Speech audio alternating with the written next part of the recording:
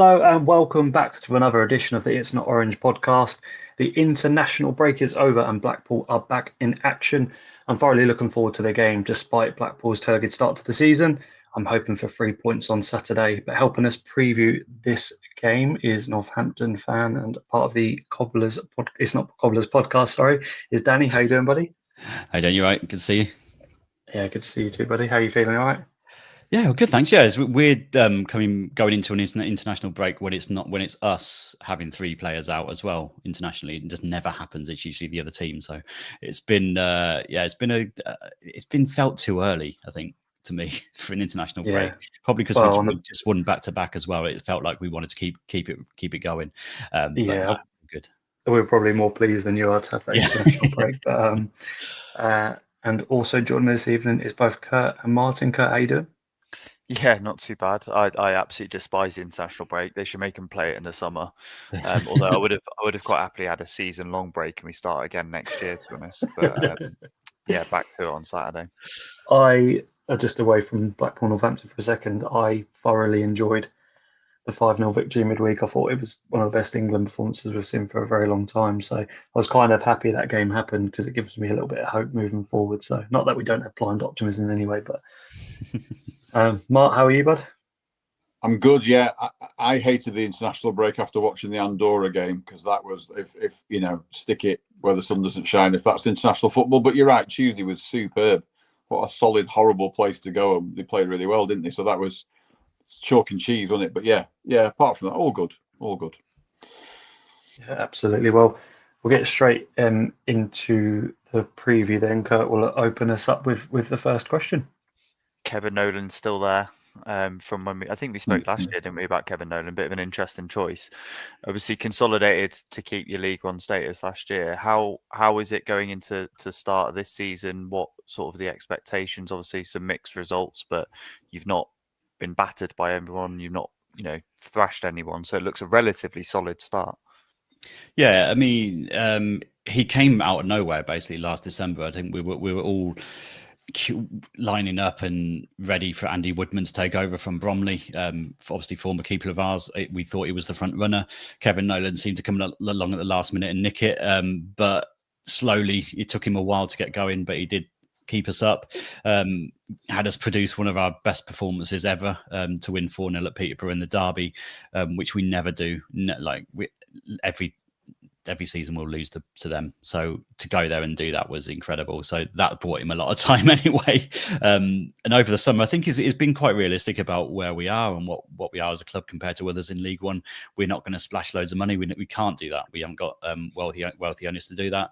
But what we can do is bring in players who are going to work hard. And you can probably tell, even if you've never seen a game from Kevin Nolan as a manager, you can probably tell what type of manager he is from the background he's got from working under Sam Allardyce and David Moyes, that kind of stuff.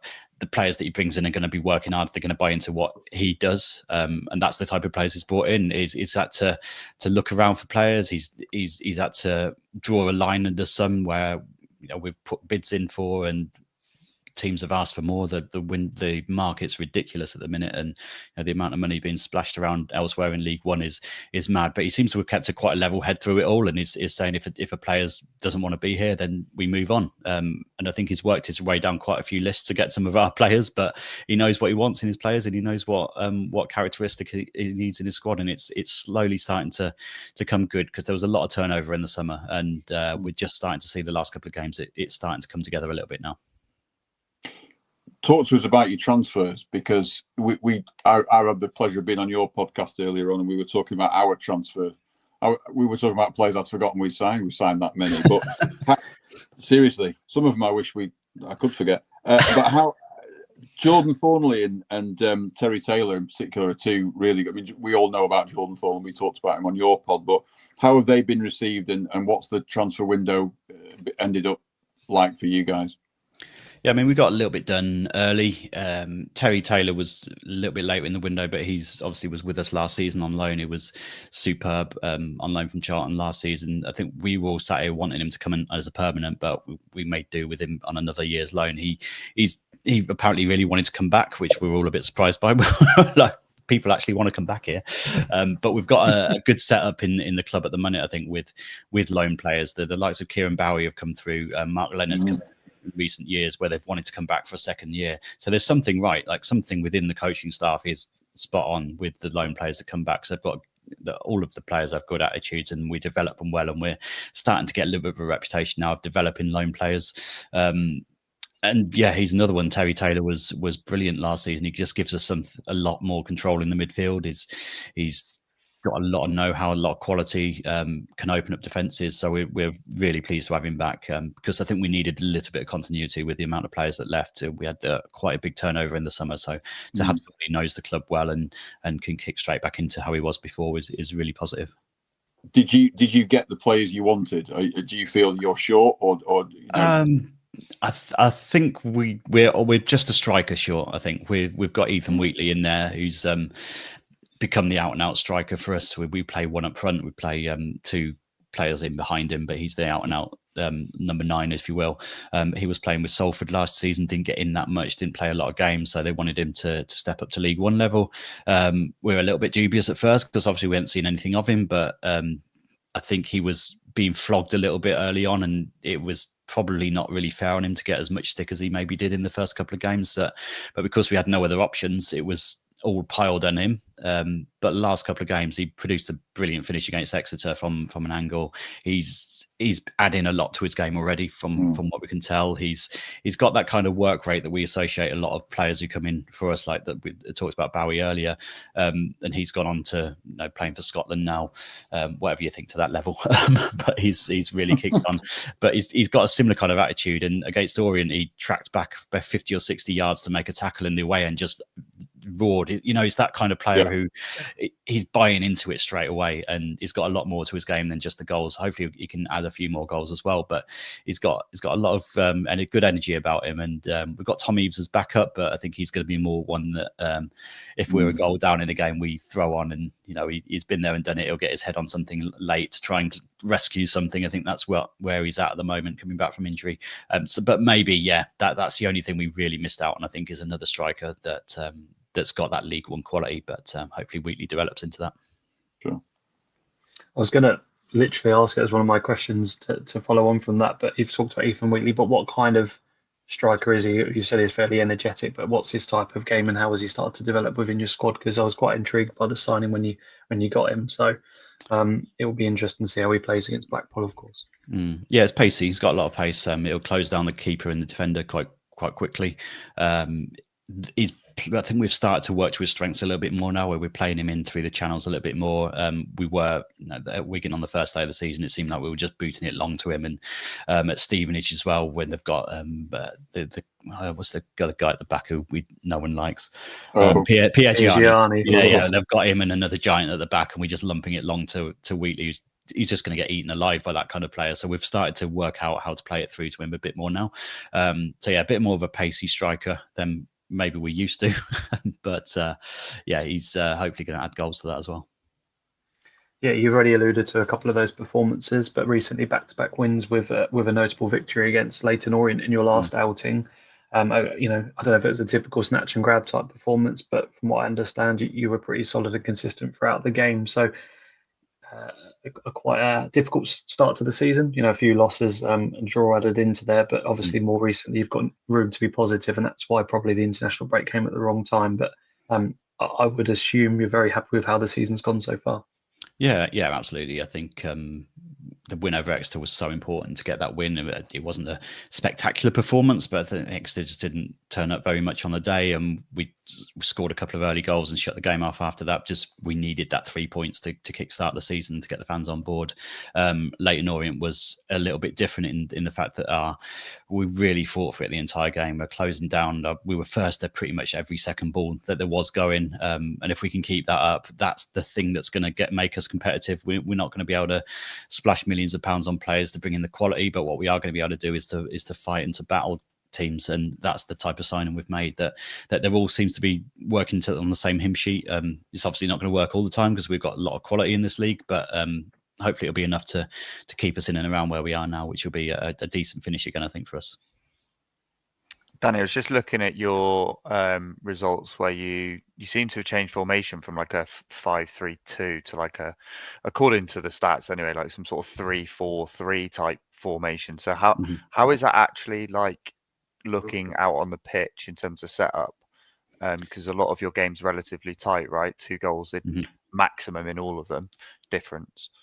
Yeah, so it's more of a 3-5-2-ish. It evolves a little bit into a 3-4-3, where you've got Sam Hoskins at the minute, who's been top scorer for the last couple of seasons. He's right wing back. We've got Jack Perkins on the other side, who didn't really sign as a wing back. He signed as a central midfielder from Nottingham Forest, but he's come into his own in that position as well. We're playing Nestor Guinness-Walker, who we thought would be left wing back in the one of the three, in the sort of left side of the three as well, with Max Dyche in there, son of Sean. He's come into his own as a leader again this season, so it is starting up as a 3-5-2 and trying to get players forward as we can when we get forward. That's the kind of system that I think Nolan really wants to play. I was just me and Co were talking pre-pod, and I say, granted, I haven't watched a lot of Northampton's games this year, but I was like, there's no way Sam Hoskins is playing wing back. Yeah. So an outrageous League One player, and he's got legend at your club, of course, and it's probably going to haunt us Saturday. He usually gets some opportunities against Blackpool, but how's he coped in that role? Obviously, it's a fairly new role to him, if I'm not wrong, but getting older, potentially doing more work, right? Yeah, I think he's just one of these players who's reliable. It's his testimonial of the year this season. One of the all-time scorers for us now. I think he's in the top 3 or 4 of all-time scorers, which is mad when you're watching him still play. You don't really imagine yourself watching someone who's making their way up the goal-scoring charts like that, but still got an eye for goal. He'll work. And I think that's one of the reasons why he's been put in there at wing back. He will get forward, but he'll track back as well. And we really missed that energy when he wasn't there. So I think he's got a lot to him. He will just be one of these players. He will play in goal if you wanted him to. Hopefully it doesn't come to that, but he's so committed to the cause, and is well loved. And I think he really needed his goal last week at Orient as well, because he's crept on at the back post and scored a typical Hoskins goal. And I think that'll do him the world of good, because he does seem to be a bit of a confidence player as well in front of goal. And you could tell afterwards that it meant a lot to him to get off the mark. And so hopefully more to come. Yeah, it's like an affirmation that he can still do it type thing, because obviously he's used to scoring for you guys, right? So yeah, definitely. Question from one of the listeners, Evening Mike, hope you're well. Is the hope for this season for survival, or are you hoping to push up the table a little bit more? Yeah, I mean, ideally we want to be pushing on a bit. First and foremost, survival, to give the old manager the old token statement, but especially how we started as well. And again, we've lost the likes of Birmingham and Wrexham from the league, but you've still got a lot of money being thrown around this league. Now yourselves splashing like 1.2 million. Stockport will spend some more. Cardiff are obviously a big fish. It's going to be difficult to compete at that end of the table. It's not impossible, but I think we just all want to be in a position where we're not panicking come April, because our running on paper looks horrendous. We want to get that job done early on. If we can be safe by March and be kicking on a bit, that'd be great. Because we traditionally don't stay in League One for more than 3 seasons. To do it, to be in the league, it sounds defeatist, but to be in the league for 4 seasons is an achievement in itself. And hopefully we can just become one of these teams that does slowly kick on. It's not going to be an overnight thing unless we get some outside investment or anything like that. But yeah, mainly stay up and hopefully kick on towards mid-table, so that we're not looking over our shoulders for the last few weeks again. What would you say the strengths are then? Because as you say, we've talked about some of the players that you've added, and Kurt alluded to the fact that your games have been really tight, and you've had a cracking result against Leyton Orient, which is no mean feat to get to go and beat those. But what are the strengths of the players that you do have available? What sort of things do we need to look out for? It's just the work rate. Like I said before, with what Kevin Nolan wants is work rate, closing down. Hopefully you'll see it again Saturday, that we'll be battling for every ball and trying to close the spaces down. Any balls back to your goalkeeper, we're going to be trying to close down. Wheatley will be straight on it. It's that case of not giving teams space, and it's one of them things that I think it can become inconsistent a little bit, because to give that effort so much over the weeks, it will naturally lead to games when it doesn't work, and you get you get a little bit of tiredness from it. But fitness was a massive thing in pre-season for Kevin Nolan. To drill into them, apparently it was their worst pre-season ever in terms of the players because he just drilled the fitness into them. So hopefully that's really started to show already. But work rate, closing down, winning second balls, that kind of thing. You might lose a manager on Saturday, Danny, if you win, because it sounds like Kevin Nolan's exactly what we need, is someone with still a bit of work rate, and a bit of pressing, and a bit of heart and desire, because we've sadly lacked that for the last month. Yeah. Does that mean that he then has to go and find a whole coaching staff of Kevin's as well? Exactly. One from your Steves. We'll be getting rid of absolutely every Steve at the club, even if they're playing. I was going to talk about the opportunities for Blackpool. Obviously, we've got exactly the same home form this campaign. So we've played one, drawn one, lost one at home, both of us. It's kind of me and the guys were talking about like a potential make or break game for not only Steve Bruce but Blackpool in the way they sort of projected to go this season. It's some staff saying that so early on, but with so many points, like you say, Luton, Cardiff, etc., picking up points. We desperately need these 3 points Saturday, and I think it's time, with the sort of quality we've got on the pitch, to maybe flex our muscles a little bit. And that's no disrespect to Northampton, because it's going to be a very difficult game. But how have you set up at home, and where do you see the opportunities for Blackpool? We traditionally and hopefully will play in a 4-4-2. So I don't know if the counter is going to be sort of going to affect you in any way, shape, or form. Yeah, I think the best thing you can do is score first. When we've conceded this season, we seem to be shrinking a little bit. I don't know whether that was just the early days and the new signings settling with each other, but especially at Wigan on the first day, as soon as they scored, we looked completely shot. Same with Stevenage, they scored 2 pretty quick goals from what I remember. If you can get in front, then I think we do tend to struggle. If you can use a little bit of quality, Max Dyche isn't the quickest. If you can get over the top of him and get some pace in behind him, that'll affect us a little bit. But yeah, that's probably the main ones, I think, just to get yourselves in front. If we score first, I think I'll give us a chance. But if you do, I struggle to see us coming back and winning. We could nick a draw, but I think it's, it will be difficult for us. I think if you score first in this game, given the form that you're on, it feels like your signings, your players will kick into gear and start to feel a bit more confidence and maybe get nick a second or third. In terms of the pitch, where have you looked vulnerable? Like if there are any positions where you thought, they could exploit us there, in these games this season, just, I know they've been tight, but where have you looked maybe susceptible to conceding a goal? Maybe it's just in behind the wing backs. If you've got a bit of pace that can get in behind the wing backs, that might be it. As I said, we've not got natural wing backs at the moment. We've got Perkins playing once as well as he's doing. Maybe coming backwards, he might get caught out a little bit if he's not on it completely. Hoskins his instinct is to go forward. So if you can get him behind the wing backs, I think there's a chance for you there as well.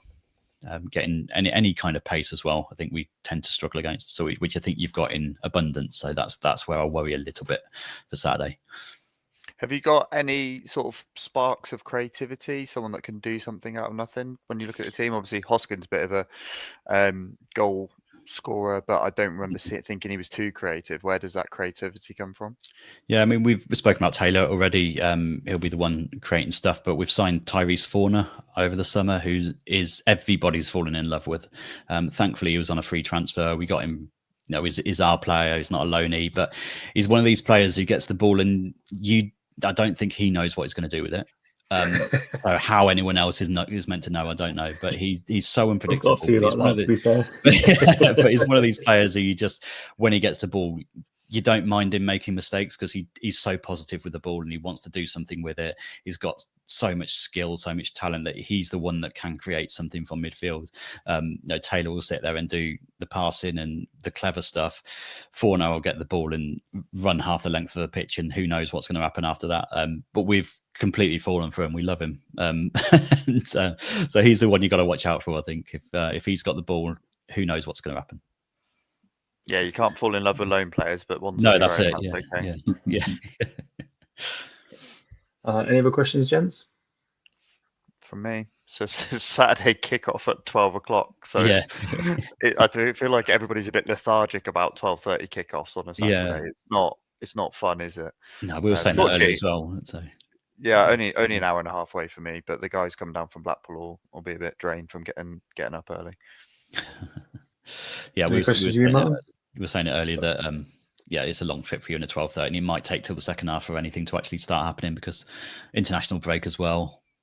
I can't see anything major happening in the first half, but now it's probably going to be 3-2 half time, so we'll see. Not upset that. No, I think we had a good chat on your podcast, but I hope it's a good game. Obviously, I hope we win, and I do wish you all the best after this game, though, because it's a good club. Northampton always has been.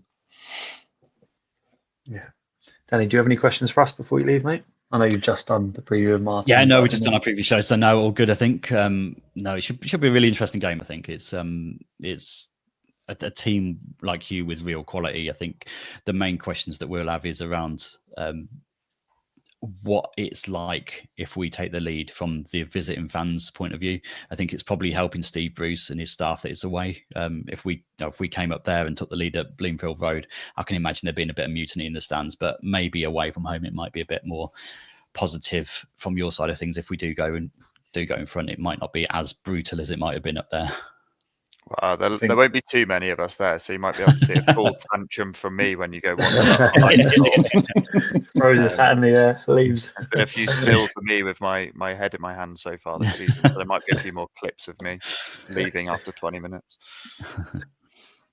Again, thank you for coming on, mate, and good luck for the rest of the season. Yeah, and you all the best for the rest of the season. Really appreciate it. Cheers, Danny. Cheers, Danny. Thank you.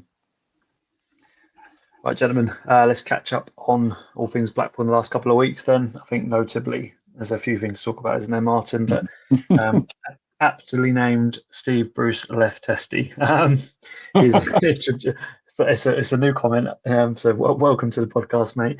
Do you reckon Josh Bowler will be key for us this year? So obviously we're talking about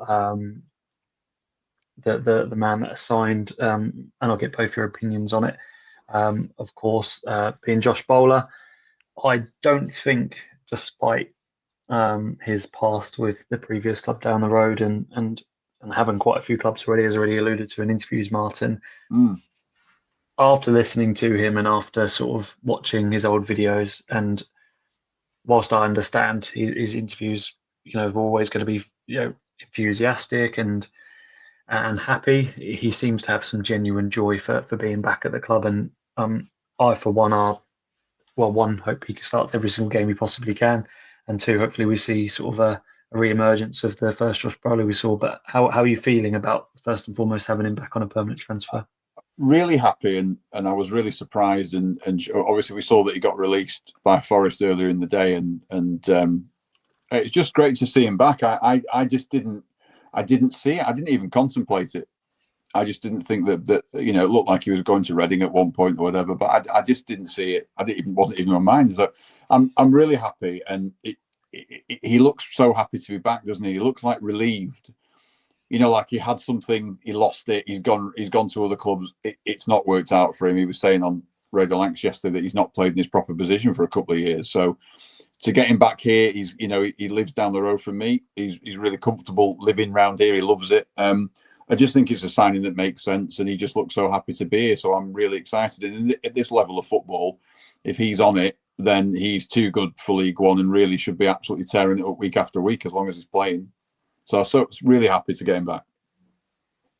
Yeah, a turbulent few years for him, but he's, by his own admission, has already said, I don't regret any sort of move he's made. And I think that the one we don't like, he said he didn't really have much of a choice if he wanted to continue playing football, but there's no other feeling at being back at Blackpool in comparison. And he's saying all the right things, but like I said, I don't think you can fake that type of enthusiasm, and having him back hopefully in a 4-4-2. And he's already said many times he's in a position where he knows he can play and is fit, and he sees himself in training, etc. So, he's talking the talk, and I think he's the spark that Rob Apter gave us a bit last season, but he's certainly an upgrade on that. Yeah, he is. I mean, you look at the clubs he went to, Luton and Preston, both at the times he went there, played wing back. So I have no idea what he was doing at those clubs. I think he You did know, at Cardiff as well. yeah, what was he? What was he there for? You know, and I don't begrudge him his Forest move because he'd have been on 15, 20 grand a week, and he'll set himself up. He'd be able to buy a house outright. Like everything is perfect for him from a career point of view. He's 25, isn't he? He's got loads of time. Yeah. 26, 25. He's got loads of time.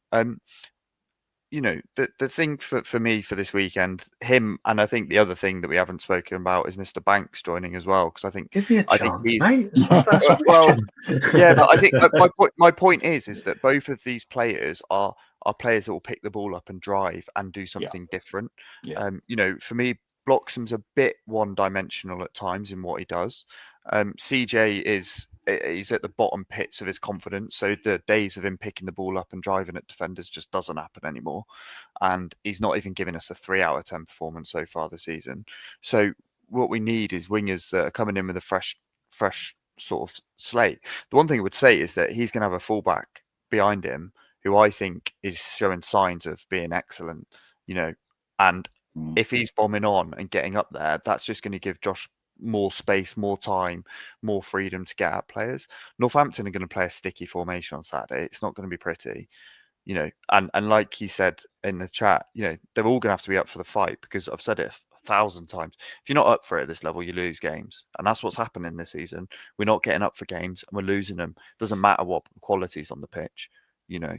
So it's the basics in that Exeter showed, and if anything, like the Bolton game, which we won't really talk about too much, but when you've got two sort of teams that have good quality, they don't necessarily do everything right. Whereas when you play the Exeters and Northamptons of the world, they're quite well drilled in just doing the basics right, and that's why we've been impacted by it so much, because we've been so far off the second balls and the press this year that we've been shown up for you know what that sort of team can do, even though you've got loads of quality.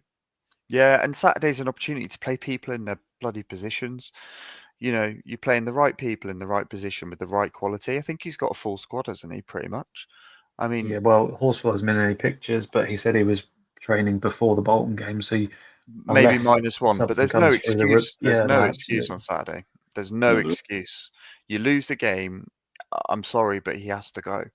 Like, we can't keep coming up against teams that are, you know, 16th and below and losing to them. It can't happen. I know this is about Josh Bowler. Sorry, I've gone off on a tangent. No, you're right, mate. But the what I want to see is Bowler, Banks, freedom, attack, take shots, get at them. You know, because these are sorts of teams that we should be brushing away relatively easily if we're looking at top 6. Mm-hmm. And it's as simple as that. 8 goals, 3 assists in the Championship, Martin, but it wasn't just about stats in those 45 games. It was about the excitement, and he was one of the only players we've had at the club for a very long time where he genuinely gets us off our seat. And I think it's fair to say that with Imre and him, they're basically two wingers on that side. So if they're overlapping, we could be one of the most deadliest combinations down that side. But Josh Bowler, that we all knew and loved before the move, is if he's in League One, as you say, he'll tear it up, and he'll be one that, like you say, will either potentially resell again for ridiculous value, or he's going to be with us and sort of rebuild his career, because I don't think he owes it to us, so to speak. But I think, like Kurt said, there's absolutely no excuse now with this sort of squad, with the wingers we've got, that we shouldn't start to build some consistency around this team. Absolutely. As I said, I've kind of wiped away the memory of his second spell with us, because it was during such a poor time, wasn't it? And I almost can't really remember what that was like, apart from it wasn't very good. But no, he played centre mid in one game. I think he just played like 6 in the centre mid, just hoped to not concede. He does get people off the seat, and you know the North Stand absolutely worshipped him when he was here the first time round, because he is that, you know, some of the goals he scored were absolutely terrific as well.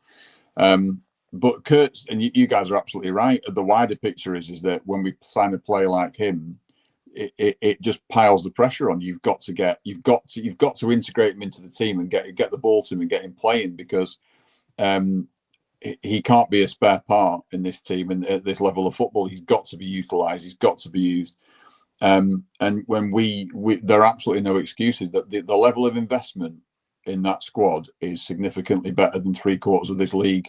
And I know it's not a God-given right, and it's not a given. It really isn't. However, it's got to be better than it has been, and Northampton's got to be the start of the season, because if we chuck in a Mansfield type performance or an Exeter or even a Plymouth, he's gone, because we're, even a kind of scrappy, I can't even get the word out, a scrappy 1-0 win is better than nothing. But for me, it's got to be convincing. You've got to stamp your authority on it and say, right, we're having this today, and we have to match the work rate, as Kurt said, because if we don't, we're going to look really stupid. So yeah, but Bowler he's brilliant, but he kind of adds to the pressure in a way that we've got such a good squad that we really should be producing some results now. Yeah, I think that's fair. And Stoichkov has said, I don't know in relation to the striker or not, but Bowler is a Wales sign. He generally seems related to be here. Yeah, I agree. MB, good evening, mate. Welcome back to the comments. I reckon Banks is going to be the pick of the wide players. Kurt, I'll start with you on this one. Bradford fans absolutely adored him, and he got picked up obviously by Bundesliga side St. Pauli. But judging by his interview where he said, I didn't really enjoy my time there, I couldn't really get settled, and it doesn't sound like he'll be back. So it's a perfect platform for him to maybe build a connectivity with Blackpool, and one we can potentially try and get on a permanent, if it works for us. So with Bowler and Banks, there's a sort of player to, like you say, to drive at players, and he wants to get forward and make something happen out of nothing. So when you've got Imre, Banks, Taylor, Bowler, with the creativity we've got in the middle with Honeyman and Morgan, we really do have the ingredients, and now somewhat the balance to be an attacking and creative side with again, no excuses. But go back to my point, how are you feeling about Banks as well? Because 2 decent wide signings to end deadline day. Yeah, I mean, a Scottish person in Blackpool will feel right at home. So, yeah, I'll be delighted to be there. I think he's from YouTube. Direct. We need more direct players that are willing to are comfortable at having the ball at their feet. I don't feel like we've had that, and I'm not going to sit here and keep slating the same players off because it's a bit dull, but we need players that are comfortable having the ball at feet and expected to do something. When you get the ball, it can't keep coming backwards and then going backwards and then going sideways and backwards. Turn, face, run at your man, take your man on. If it doesn't work, no problem, we'll get the ball back. That should be the mentality, is that, and that's probably why Bowler worked so well in previously, because that was his remit. Get the ball, turn, run at your man, beat 3 of them, get the ball in the box. I couldn't tell you what the remit of the wingers has been or what was been expected of them, because either they haven't done it or they haven't been instructed to do it. But I'm telling you now, on Saturday, Bowler's got to do that. And I feel like it's a bit of pressure on him, and I hope he doesn't. I hope he takes it in his stride, and he feels like there's no pressure, because I think previously Blackpool fans never put pressure on him. That's why he thrives so much, because he came in as a free transfer and we went, go do what go do what you need to do. And that was the magic of it all, right? And he did. He was absolutely exceptional. I mean, top 5, top 10 Blackpool players in my lifetime. So, look, looking at the formation they play, it worries me, in the midfield. It does worry me, because they pack the midfield out and we struggled against that, and they're going to play 3 centre-backs and against 2 attackers. And I feel like we're going to get overloaded again in midfield. So I'd love Bruce to do something different and maybe go 4-5-1, which might give Bowler and Banks a bit more support from midfield. But we'll see. He'll play 4-4-2. There's no point in debating it, is there? He'll play 4-4-2. But I would, against that sort of team, I'd look to do something different. Yeah, to back up your later points, Mike's put it would be nice to find Taylor and Ennis up front. And Kurt, I'll stick with you, because you raised some points about playing it from the back, and me and Martin spoke about this in like the Plymouth post-match games and stuff like that. But we seems to, I don't know why it's changed under Bruce. I know if it's the loss of Keogh and and Clements not coming in, I don't know, but it seems maybe that too many cooks are spoiling the broth, because we're just playing the ball in areas where they have no impact on the game. So it will go from Heckway to Casey to Coulson maybe back to Heckway, go to Evans, he'll play a long ball up front and the pressure's back on us. So why do you think there's been so much lack of direction in the team this year, I suppose? And if we're going to persist with 4-4-2, he's got to make some big decisions about the likes of Brown, Honeyman or Morgan not playing, and then Bloxham not playing. And whilst I appreciate that adds to the squad, we can't really fit the type of players we've signed into a 4-4-2 easily, but also we haven't shown that many formations have worked this campaign. I personally think it's pattern of play. I think that when we get the ball, there should be a direction on what you do with it. And when it comes to exiting, there's a plan. So if you become uncomfortable, where is it going? Is it going down a channel? Is it going behind the fullbacks? Are you looking for a certain run? It's been very sort of undirectional, rubbish football, to be honest. Back to Peacock Farrell. He blasts it further than any goalkeeper I've seen It's in a actually long been time. frightening, isn't it? Like, we continue that for those this campaign. We're going to be floating around 16th, which is where we used to be, and many years ago in League One, right? The worry is, Tom, when you look at our goals that we've scored, Ennis has made some of them himself. And then when Ennis has been suspended, we've looked absolutely useless. I agree with Mike that yes, it would be great to see Ennis and Taylor, because I think Ennis provides a dynamic of actually pressing intelligently. So and his hold up is awesome. Like, the Huddersfield game was insane. Like the way he's backing into Watmore and other players, like keeping his balance and strength. Yeah, the problem we've got with, I'm really looking forward to it, because I think Taylor's started to show a bit of his touch, a bit of his movement. The goal against Bolton, shame Nice it didn't little go step straight. over, weren't it? Yeah. Yeah, shame it didn't go straight in the back of the net for him, but it went in. And I think that whenever the ball goes long, there's not many players in and around the forwards so that to pick up that second ball. So if you look at the way that Northampton are playing, if their centre backs win the ball, all it's going to go is to that pocket of their holding man in midfield, because we've got two players up front and then two midfielders, which is my point of playing someone behind Ennis, and it could be Taylor. There's no reason why it couldn't be Taylor, and they can swap and come shorter. I think that just patterns of play needs to be instilled into this team, because what are we trying to do? Are we trying to get as many balls in the box? We don't seem like we've got an identity of what we're trying to do, and hopefully that's got the last 2 weeks. That's got to have been put in the team. This is what we're going to do. This is how we're going to get our teams, because there's two different types of teams in this league. There's teams that you should be dominating, and then there's teams like your Boltons, your Plymouths that we should be matching. And there's not much in between. Yeah, we are definitely in between that, aren't we, at the moment, where we, like you said, we haven't got a style or rhythm. And the rhythm's a nice word, not to boast about my language, but we haven't got like that. When we used to play Peterborough, I know they've been in a transition over the last couple of years. But when you played Peterborough, you were quite scared that the moment they got the ball out wide or tippy tapping in midfield, they were going to create something out of nothing and fairly quickly. Whereas when we get the ball, we slow down the pace by another half and just allow teams to resettle, and we don't have that ability to counter or haven't got that technical ability to make something happen out of nothing. And there's a point where, who was it who just said, MB perfectly summarised, Martin. We hardly get any runners past the man on the ball. So that Emre overlap or Bowler and him should work on that wing. Yeah. And I'll stay with you, Martin. James Ward Joinery, welcome to the chat, mate. This team has huge potential. These 2 weeks should have given us a perfect time to gel. And with players coming back, Martin, what do you think we're going to see from this team on Saturday, and what do you want to see? Well, it's hard to disagree with what Kurt said, and that's we Sonny Carey got his fair share of knockers, but last season when he got into the position that Bruce put him in, we had somebody who could carry the ball and run at people and was a threat, and he scored his fair share of goals. We've totally and utterly lost that. I mean, we've signed. Hansen really worried me because he's come with such a good reputation. I thought he'd be that kind of player, but it just hasn't happened for him, and I don't know why that is. I don't understand why he's become. He looks like a bad player overnight, because he obviously isn't. He's got technical ability. So I think just dynamism, just a bit of just moving the ball quicker and just stamping some authority on this league and on the game. We're so bitty and scrappy, aren't we? The attacks seem to be more from, they've conceded the goal, they're giving the ball away. Let's try and build an attack from this, rather than doing it of our own volition. It seems to be very reactionary, rather than a plan. Like you say, you also need to be a bit more flexible. And I just think we are very, very one-dimensional, and the players we've said it before in the podcast chat. The players are not enjoying playing like this.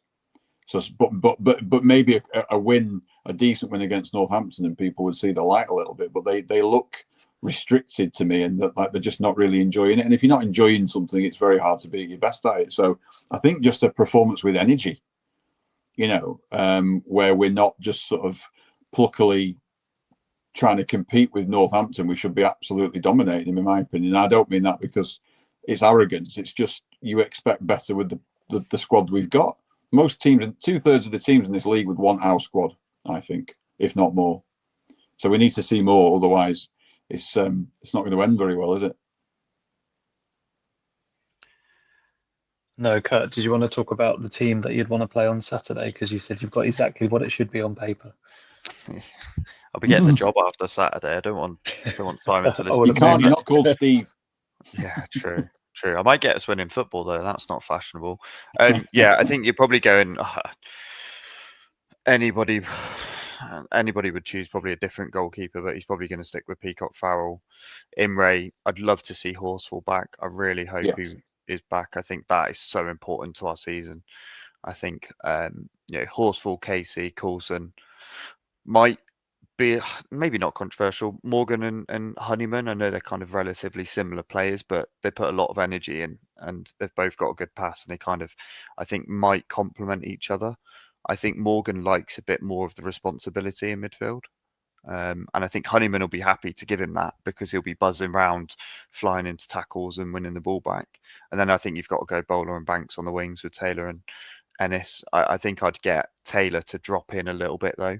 When we're pumping that ball long, get Taylor to sit on their defensive midfielder or their 6 or whatever you want to call it, and get him to be picking up the scraps basically. And if Ennis wins the ball and keeps the ball, happy days. I don't want to see any Brown at right back nonsense. I know what you said about Hansen a second ago, Martin, but I think he's been lacking support. Yeah, totally. Yeah. Attacking support, which means that when he's having to have a fullback very close to him or a wing back, and he's being doubled up on. That doesn't excuse some of the garbage touches that he had against Bolton, where he was touching out of play and stuff. That's inexcusable. But I think he's to be brought into a team to get no support is very difficult. It is. So that's the team I'd go with. I think I wouldn't be too upset if we saw like a Brown and Honeyman or a Brown. If we're going to see Brown again, he has to play in his position. Do you think away from a 4-4-2, a 4-4-3 would work? Because I can't help but think, I don't know what kind of manager, maybe a Sir Ian Holloway would get this working, but with the same defence that you've already mentioned, but you could then have Brown, Honeyman and Morgan. Obviously, they're both hard workers, Brown and Honeyman, but Honeyman adds a different dimension, and Morgan, like you say, he likes that responsibility as well. I don't know if that dynamic works in midfield, but then you could have one of Ennis or Taylor, but the problem is obviously you're going to have Banks and Bowler on either wing with and striker in the middle, but it does obviously defeat the point that we have 2 or 3 strikers on the bench. But I just don't know if that midfield would work, or is it better for us to play in a 4-4-2 for getting the ball out wide a little bit better? Yeah, I mean, you have Bloxham and Hansen come off, and you got Hamilton to come on. If we wanted to try and chase a game or get the ball in behind a little bit more, but it kind of expresses the wide then a little bit more because then you got Bloxham and others to come on as well. Yeah, I mean, Ennis has to be playing in any either one or a 2. There's no discussion about it, no matter what we've paid for Taylor. And they need to find a way to utilise Taylor because he's clearly a very, very good footballer. And if you've, in that 4-3-3 environment, you're bringing on Bloxham, you're bringing on CJ. CJ's only any good, in my opinion, if he's got lack of defensive responsibilities and you play in a certain way, or a team's chasing a game and he's got the pitch in front of him to look at. I think, struggle with leaving Brown, Morgan, and or Honeyman on not Honeyman's our captain, but I struggled to leave Brown and Morgan on the bench, but if I was going to leave one of them, I'd prefer to play Honeyman and Morgan. I completely agree with you. I think Morgan's such an important player to this team. Yeah, I think he's got a bit of character, and I think this is what this team's lacked a bit this season. Bit of character, too busy bloody arguing with each other. Let's be honest, a bit of negative nonsense, and I think that energy's rubbed off on the goalkeeper. I don't think he's a crap goalkeeper overnight. I think he's got all the attributes that are there, but I think he's nervous. I think he is being made nervous, but by the players around him. I don't think he's been helped at all by the energy in this team. Whereas I think Morgan, now he's my best mate after I spoke to him the other week. has got some serious positivity, and Honeyman's kind of that energy as well. And Bowler's positive, and hopefully Banks is positive, and Ennis is good. Imre is definitely positive. Yeah, He's exactly. a maverick, isn't he? So let's go with my team, win at the weekend, and then go from there. Get you in as assistant. And finally, Martin, before we talk about just a couple other bits, credit to Bruce in some respects. I appreciate the performance wasn't as good, but didn't concede more than one. Probably should have attacked the game a little bit more, but he finally sort of bit the bullet and dropped the likes of Hamilton and Evans, who genuinely have been letting the side down, which Kurt alluded to earlier in the podcast. So it was good to see, but only good to see if it continues with that same remit on Saturday and, play the best players, a la probably at least Bowler playing in that wing position, and then, keeping that same midfield. Yeah. It's interesting. We were just talking about midfield combinations, and Evans' name didn't come up, did it? Because he's it didn't even occur to me. I was thinking I'd play Brown instead of Webb, but not Evans. So yeah, absolutely. He's given too many players too many chances, and certainly, CJ and we have bashed him a lot. But you know what? We've got to be realistic about it. The guys that he signed on deadline day are phenomenally better than him and should play. And it's good to see him making those tough decisions, but it was at times it was a tough watch, wasn't it, Bolton? It was a very tough watch when you've not got the ball. Yeah. We counter-attacked at home, and I know they passed it for the sake of it for God knows how long, and it was quite boring at times, wasn't it? But maybe the pennies dropped that certain players are not. They're not undroppable. Well, they're losing his job at the end of the day. He won't care as much as another manager. But if you don't change it, it would lose anybody the job if they carried on playing like that. But one or two players have been at this club too long. We've had a massive turnover, but there's a couple that have been here too long. I think Hamilton serving now for 5 years. More concerning about that Bolton game. That's not the best Bolton side we've seen in a while. It's not. We've beaten better Bolton teams than that at home. Yeah. And to give up 80 or 75% possession at home is not good enough. I'm sorry, but it's not. It's absolute nonsense. If we deserve to lose that game, let's face it. And if it wasn't for Casey and some of the Coulson was brilliant, on that in that game. For Imre was great, and the effort was there, but it was garbage, wasn't it? Let's be real. Yes, it was. It was. They can't believe they didn't win that game, and rightly so. If it was us the other way around, we'd be devastated.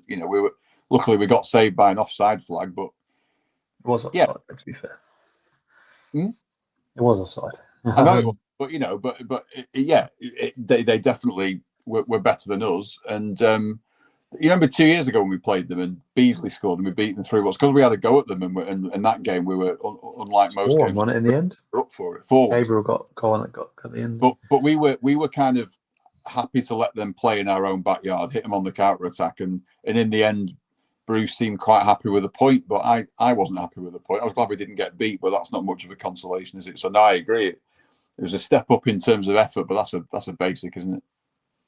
Yeah, Martin, I'll stick with you. Running out of time. Sniffed out like a truffle pig, Mr. Malcolm. You said something doesn't seem right from the moment he signed, and he might go down one of the most infamous signings of the Blackpool Football Club, along with Niall Ranger potentially. But horrific sign in the end, and obviously it wasn't Bruce's fault or the club's fault that whatever activities he got up to. But we've obviously upgraded from that. But just a note from you to say, well done for sniffing it out, and we didn't really lose much sleep over him, will we? I sometimes you just go with the gut fit. I had absolutely no idea it was going to end like that, and I thought, but it was just weird that there was no. And I don't think they're linked, by the way. However he exited, I don't think it was linked to this. But when we sign all our players and we have a video interview with them for 4 or 5 minutes, there was nothing. It was it was a free in the end with a big sell on if we were to ever move him on for a fee or whatever. And then he was just in and out of the team, and he didn't play him. And again, that can happen with new players. But there was just a weird gut feeling. And then there was a rumour going around that he'd got on the train after Plymouth and gone to London, which, again, some players do. Maybe they had a couple of days off. He's from there. But there was something. And then 2 days after that, he's injured. And you kind of think, oh, and then he's gone. And it just seemed that maybe his reputation went before him. He was sent home early from loans at Hull and Oxford, and maybe he's just one of those players that's just going to end up being a wasted talent. I don't know, but credit to the club for sorting it and then moving really quickly and getting two wingers in. So sometimes it just seems wrong. It is wrong. So I hope he sorts himself out and gets another club and moves on with his career. But it'll be a quiz question, that one, in years to come. I'm fed up of seeing these talented young kids wasting their careers, because he's got more talent in his left boot than the majority of the current Blackpool players. Agreed. Get on with it. Your career's short. You can piss around after your career's done. Get on with the football. Train hard. Get on with it. He would probably still be at Palace if he had a good attitude. All the noise was there before he signed Martin, in my opinion. He's got all the quality in the world. The noise was there. Don't ever listen to Wayne Rooney about football ever again. He might be a fantastic footballer, but he's absolutely useless with everything since he's, left football. So last time we listened to Wayne Rooney. Him and Critchley would string a sentence of M's together, wouldn't they, before? Yeah. And just my last point with the rearranged game, in the Luton game being rearranged for September, Kurt, it's look, we've all agreed probably it's time for Bruce to go. Maybe seem cutthroat. It depends how the game goes, but the pressure's on him, isn't it, with this squad? But we have Northampton away Saturday, which kicks off obviously this September, midway through the month. Then we've got Barrow at home in the EFL Trophy. It's a chance to play some fringe players or mix up certainly a little bit. And then we've got another 12:30 kickoff against Barnsley at home, Bradford away, and then we end September with Luton at home. So look in there, you've got Barnsley and Luton and Bradford, 3 massive fixtures that are really going to test this squad. And certainly we're going to need to step up our performance and effort if we're going to get anything out of September. I don't think I've gone to a game where it's so clear cut. If he loses this weekend, he can't continue. We've got home games coming up. We've got some difficult games. Barnsley will be tricky. They're a decent enough team. Luton obviously very good. Away to Bradford, who's just come up, and they seem to be doing all right. The 3 difficult games.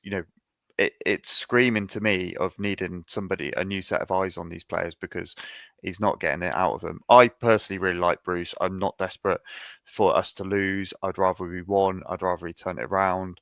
I'd rather we went on some mental run where we won 5 or 6 in a row, because that's what we need to do. We lose 2 or 3 more, season's over, isn't it? It's almost done. Bar miracle performances. It will be very difficult to build the consistency we need. Yeah, I don't. Orients and stuff of the world have shown when you can be in the bottom 4, with 25 games to go and still do something. But we need some ridiculous consistency with the likes of Cardiff and Huddersfield and Bradford and Doncaster, etc. All fairly, going to be in games all season, aren't they? They're not going to drop off like a log, so to speak. So it's becoming a very difficult league when you don't get off to a good start. When there's the likes of Luton and Cardiff are just going to be probably quite dominant throughout the season. Especially with our start, that we should have another 3 to 6 points based on expected points, considering who we played. I know Stevenage, good industrial side. Yeah, fair enough. But Exeter, the Mansfield and Exeter's that stunk the place out. Exeter is one of the worst performances I've seen in a long time, and they weren't very good. They weren't that good. Let's be honest. They've lost to all sorts of teams since. Again, it starts on Saturday, and unfortunately, it's if we get 1 point out of this and Barnsley, or no points out of this and Barnsley, I'd be shocked if he's here after the weekend if we lose this weekend. But he definitely won't be here if we lose to Barnsley. Martin, the club has stated there's no shortlist, even though they're not going to admit there's a shortlist. Mr. Nixon was up to it again with the name Ian Evatt, obviously very familiar with the Poole fans. He's had a year out of football, often played 3-5-2 of Bolton, but played some incredible stuff. Nearly got them promoted a couple of times, of course. Did like possession, but sometimes that's a good thing. How would you feel, theoretically, if you did return to Field Road in a managerial capacity? And I'm going to caveat this with, I completely agree with Kurt. How I feel about Steve Bruce. I love the man. I think he's a very honest manager, but we need to step up in results. But yeah, the first rumour of the manager changing, it obviously comes in the form of Ian Evatt. Yeah, and it's an obvious link, isn't it, for so many reasons.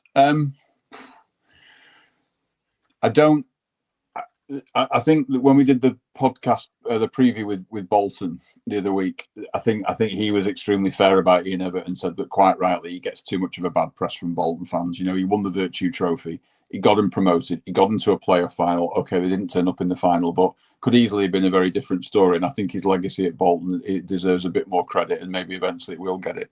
I'd have him here tomorrow.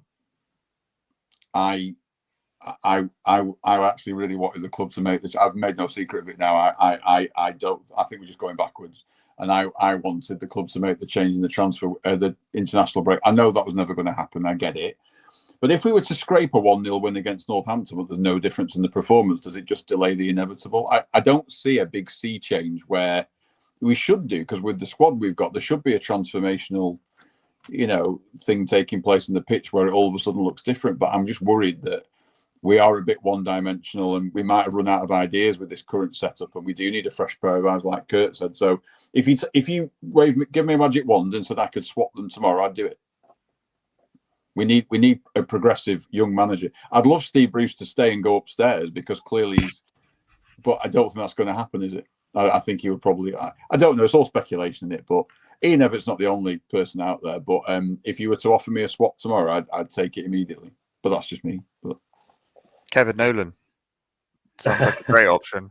I mean, And he used to living up north, and he Bolton for a long time. Sounds like the right man. right.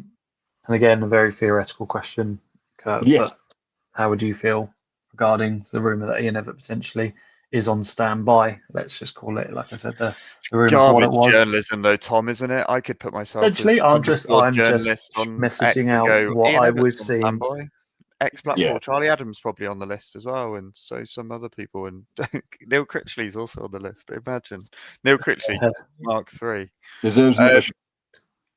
That would shut the podcast down if that happens, I'm afraid. Yeah, look, I liked the way he played football. I think sometimes these newer managers, Critchley's very, very culpable of it. Russell Martin, there's probably a few more out there, love to pass the ball for no point at all. And there's a lack of bite in it. And I think Dennis is right. If I, similar to what Martin said, if I had a chance to pick a manager up and take him now that's realistic, Wellens is probably the guy. I think Wellens has got an unfinished story at Blackpool. I really feel that there's something unfinished about Richard Wellens and Blackpool and the way that it ended with him. That would be my dream scenario. Yeah, and I think that doesn't happen at this stage of the season. I'd be very shocked if we went out and spent £1 million on getting Wellens in, or however much that would cost. Definitely not Ian Holloway. I think that's one to not revisit, even though he's doing well at Swindon. Yeah, look, there's names out there. Sadler's been a bit lazy with his managerial appointments, apart from the first one, in my opinion. I think that I know Bruce was a bit left field and he was trying to go back to basics, but if you're going to finish the transfer window, Wellens would probably be the type of the mirror of the players we've signed. Wellens would be like, Jesus Christ, we've gone out and done something good here. Yeah. But the problem is, any manager that comes in after Bruce is going to be like, oh, well, we're going to have to consolidate and get back on track this season. And that's another season spunked up the wall compared to, the last few everyone's on seasons 4-year contracts, mate, so we'll be all right. Yeah, but we need to get on with it now. And ideal scenario for me is we don't need to talk about any other managers. And at the end of the season, we're all getting battered on the beach. We'll get Wellens in the Championship. May, June. Exactly. I really want him to succeed, but yeah, me too. The turgid nonsense that we've seen at stages of the season is not good with what he's had a record transfer window for Blackpool. Yeah. Gents, going to end it there. We'll be back, obviously, to discuss this game. We've got Barrow Tuesday, haven't we, in the Cup? So maybe Monday, maybe just after Barrow, so we can talk about both games. But Kurt, thanks once again for joining us. We've had a lot of people agree with you in the chats as always. You don't always talk nonsense, as the message boards may suggest. Never talk nonsense. Never talk nonsense. We've got a good record recently at Northampton. I hope that continues. Dembele the season before last, Ennis and Fletcher last season. I would like Ennis and Taylor. Is it Penno, wasn't it? Was it Dembele score at Northampton? Nah, Penno, wasn't it? That was Peterborough. No, I'm sure Dembele played against them. Well, we beat him anyway before, so hopefully we an Ennis and Taylor 2-0 win would go down a treat, I think. Martin, predictions for the game, and thank you for coming on. Yeah, cheers. I said on the Northampton pod, a very tight 1-1, or hopefully us nicking it 2-1. But I could also I could see it going the other way, though. I really can. But hopefully, I'd love to. Let's go and batter them 4-0. But you heard it here. 4-0 Blackpool from Martin. I'll edit that. That'll be it. Any kind of win. Yeah. All right. Thanks, Martin. Appreciate it. And we'll see you all very soon. Thanks for joining in. Take care.